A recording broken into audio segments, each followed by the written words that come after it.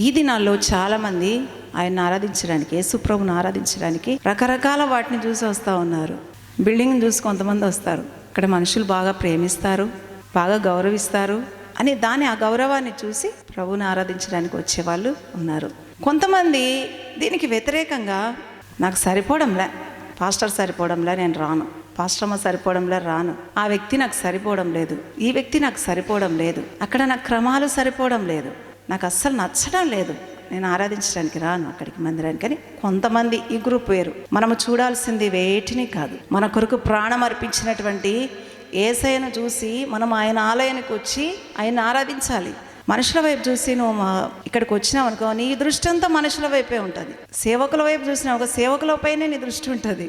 ఆయనను చూసి నువ్వు వస్తే ప్రభు మందిరానికి నీ దృష్టి అంతా ఎక్కడుంటుంది? ఆయన వైపే ఉంటుంది. అప్పుడు నీవు పరిపూర్ణంగా ప్రభువును ఆరాధించగలుగుతావు దేవుని బిడ్డ.